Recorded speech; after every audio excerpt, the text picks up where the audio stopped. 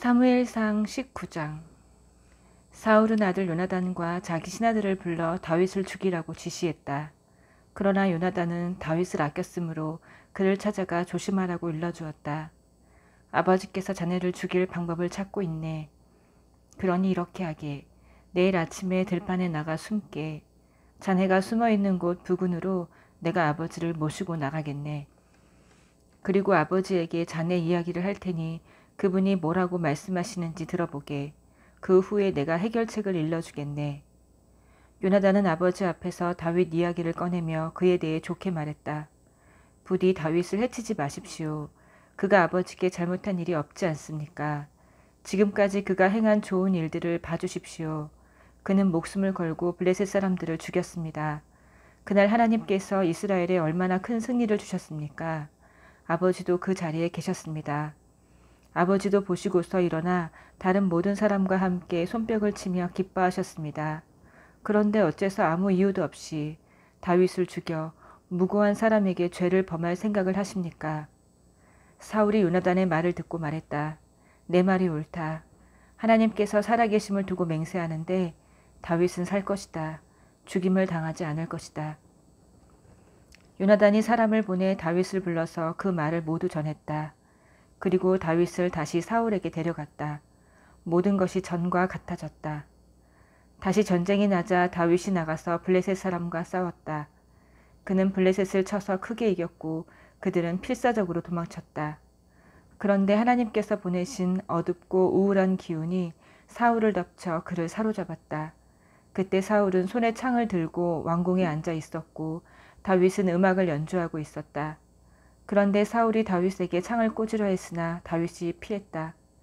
창은 벽에 박혔고 다윗은 도망쳤다. 밤에 일어난 일이었다.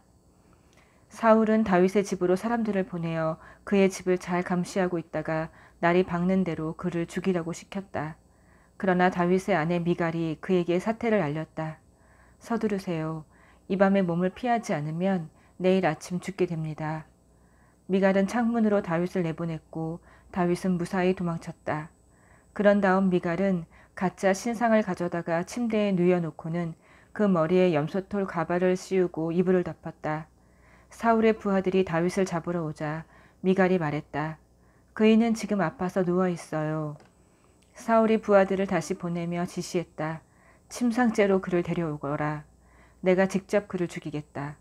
부하들이 방에 들어가 보니 침대에는 염소털 가발을 쓴 가짜 신상밖에 없었다. 사울은 미갈에게 불같이 화를 냈다. 내가 어찌 이처럼 나를 속일 수가 있느냐.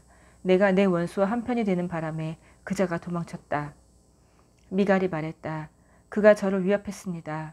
내가 빠져나갈 수 있게 돕지 않으면 너를 죽이겠다고 협박했습니다. 다윗은 무사히 도망쳐 라마에 있는 사무엘에게 가서 그동안 사울이 자기에게 한 일을 모두 말했다. 그와 사무엘은 나요스로 물러나 숨어 지냈다. 다윗이 라마의 나요스에 있다는 소식이 사울의 귀에 들어갔다. 그는 다윗을 잡으려고 곧바로 부하들을 보냈다. 그들이 보니 한 무리의 예언자들이 사울의 인도 아래 예언을 하고 있었다. 사무엘의 인도 아래 예언을 하고 있었다. 그런데 갑자기 하나님의 영이 사울의 부하들에게도 임하여 그들이 예언자들과 함께 큰 소리로 마구 고함을 질렀다. 그 소식을 보고받은 사울은 부하들을 더 보냈다. 그러자 그들도 곧 예언을 하게 되었다. 사울은 세 번째로 부하들을 보냈는데 그들도 분별 없이 고함을 질러댔다. 참다 못해 사울이 직접 라마로 갔다. 그는 세구에 있는 큰 우물에 이르러 물었다. 사무엘과 다윗이 어디 있느냐? 지나가던 사람이 말했다. 저기 라마의 나요스에 있습니다. 사울이 라마의 나요스로 향하자 하나님의 영이 그에게도 임했다. 나요스에 이르기까지 그는 넋을 잃고 중얼거렸다. 옷을 벗고 그 위에 누워 하루 동안 밤낮으로 사무엘 앞에서 뜻모를 말을 늘어놓았다. 사람들은 사울이 예언자가 되다니 누가 짐작이나 했겠는가 하며 오늘까지도 그 일을 이야기한다. 20장. 다윗이 라마의 나욕으로 빠져나와 요나단에게 갔다. 이제 어찌하면 좋겠나. 내가 자네 아버지에게 무슨 잘못을 저질렀다고 그분이 이렇게까지 나를 죽이려 하시는가. 자네를 죽이시다니 그런 일은 없을 것이네. 요나단이 말했다. 자네는 잘못한 것이 없네. 그리고 자네는 죽지 않을 걸세. 절대로 죽지 않을 거야. 아버지는 모든 일을 나에게 말씀하신다네. 큰 일이든 작은 일이든 나에게 알리지 않고는 아무 일도 하지 않으시네. 이 일이라고 해서 나 모르게 하시겠는가? 있을 수 없는 일이네. 다윗이 말했다. 자네 아버지는 우리가 절친한 친구 사이라는 것을 알고 계시네. 그래서 요나단이 이 일을 알아서는 안 된다. 알았다가는 다윗 편을 들 것이다. 하고 생각하셨을 것이네. 하나님께서 살아계심과 지금 자네가 내 앞에 살아있음을 두고 맹세하는데 틀림없이 자네 아버지는 나를 죽이기로 작정하셨네. 요나단이 말했다. 자네 마음에 있는 것을 말해보게. 무엇이든 들어주겠네. 다윗이 말했다. 내일은 초하루네. 내가 왕과 함께 저녁 식사를 하도록 예정되어 있는 날이지. 나는 식사에 참석하지 않고 셋째 날 저녁까지 들판에 숨어 있겠네. 자네 아버지가 나를 찾으시거든. 다윗이 연례 모임이 있다며 고향 베들레헴에 가서 가족과 함께 예배를 드릴 수 있겠는지 묻더군요. 하고 말씀드려주게. 자네 아버지가 좋다고 하시면 나는 무사할 것이네. 하지만 화를 내신다면 그분이 나를 죽이시기로 마음먹은 것을 자네가 확실히 알게 될 것이네. 부디 마지막까지 내게 충실해주게. 자네는 나와 하나님의 언약을 맺은 사이 아닌가. 내게 잘못이 있다면 자네가 직접 나를 죽이게. 나를 자네 아버지에게 넘길 까닭이 없지 않은가. 안 될 말이네. 요나단이 소리를 높였다. 나는 절대로 그러지 않을 것이네. 아버지가 자네를 죽이려고 결심했다는 기미가 조금이라도 보이면 바로 자네에게 알리겠네. 다윗이 물었다. 자네 아버지가 호되게 꾸짖으시면 누구를 보내어 나에게 알리겠는가? 요나단이 말했다. 밖으로 나가지. 들판으로 가세. 둘이 들판에 있을 때 요나단이 말했다. 하나님 이스라엘의 하나님께서 내 증인이시네. 내일 이맘때에 자네에 대한 아버지의 마음이 어떤지 알아내겠네. 그리고 그것을 자네에게 알려주겠네. 내가 만일 자네를 배반한다면 하나님께서 내게 천벌을 내리실 걸세. 내 아버지가 여전히 자네를 죽이실 생각이라면 자네에게 알려 이곳에서 무사히 벗어나게 하겠네. 하나님께서 내 아버지와 함께 하셨던 것처럼 자네와 함께 하시기를 바라네. 만일 내가 이 일이 끝날 때까지 살아있다면 계속해서 내 언약의 친구가 되어주게. 내가 죽는다면 언약의 우정으로 내 가족을 영원히 지켜주게나. 하나님께서 마침내 이 땅에서 자네의 원수들을 없애실 때 나에 대한 의리를 지켜주게. 요나단은 다윗을 향한 사랑과 우정을 다시 한번 맹세했다. 그는 다윗을 자기 목숨보다 더 아꼈다. 요나단이 자신의 계획을 내놓았다. 내일은 초하루니 자네가 저녁 식사에 나타나지 않으면 다들 자네를 찾을 것이네. 사흘째가 되어 그들이 자네를 더 이상 찾지 않으면 자네는 전에 숨었던 곳으로 가서 그 큰 바위 옆에서 기다리게. 내가 바위 쪽으로 화살을 3번 쏘겠네. 그런 다음 종을 보내면서 가서 화살을 찾으라고 할 텐데 내가 종에게 화살이 이쪽에 있으니 가져오너라고 외치면 자네가 무사히 돌아와도 좋다는 신호로 알게. 하나님께서 살아계심을 두고 맹세하는데 두려워할 것 하나도 없네. 그러나 내가 화살이 더 멀리 나갔다고 외치면 서둘러 도망치게. 하나님께서 자네가 여기서 벗어나기를 원하시는 것이네. 지금까지 우리가 의논한 모든 것에 대해 하나님께서 마지막까지 우리와 함께 하심을 잊지 말게. 다윗은 들판에 숨었다. 초하루 절기가 되자 왕이 식사를 하려고 식탁에 앉았다. 그는 늘 앉던 대로 벽 쪽 자리에 앉았고 요나단은 식당 맞은편에, 아브넬은 사울 옆에 앉았다. 그러나 다윗의 자리는 비어 있었다. 그날 사울은 그것에 대해 아무 말도 하지 않았다.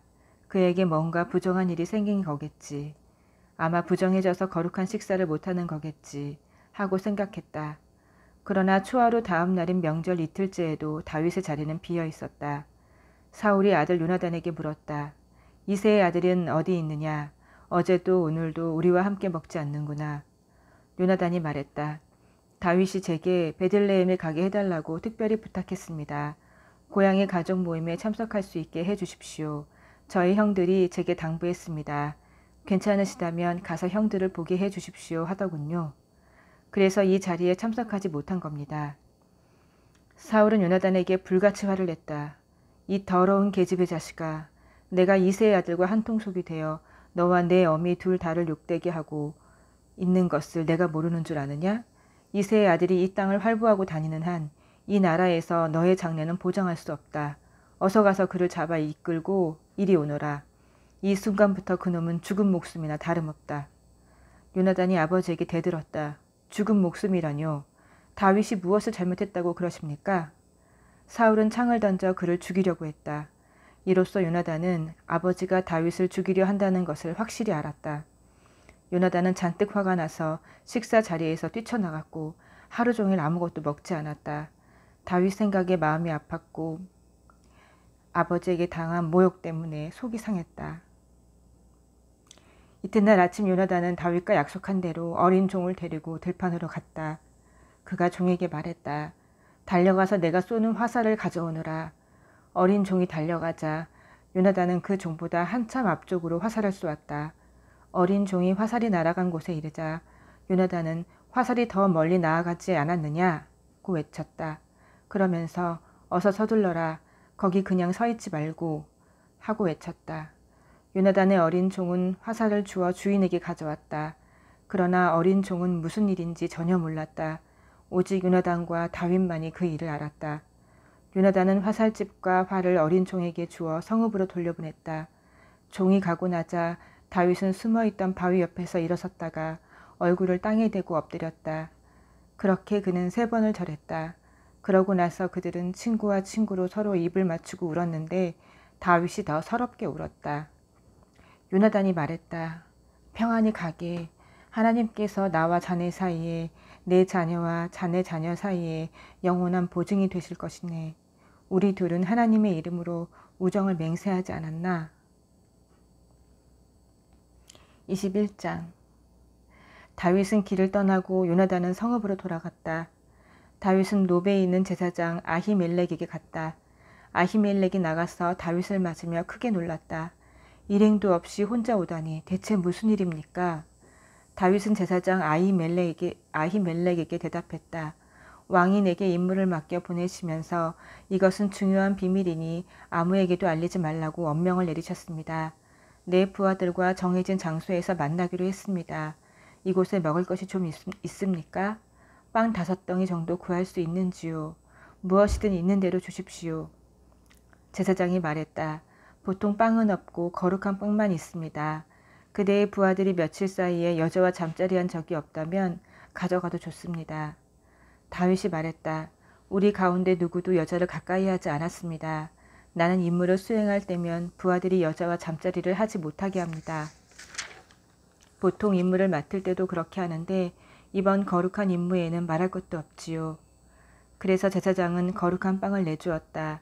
그것은 새 빵을 차려놓으면서 하나님 앞에서 물러낸 임재의 빵이었는데 그에게 있는 음식이 그것뿐이었기 때문이다. 사울의 신하 가운데 한 사람이 그날 서원을 지키려고 그곳에 있었는데 그는 에돔 사람 도액으로 사울의 목자 가운데 우두머리였다.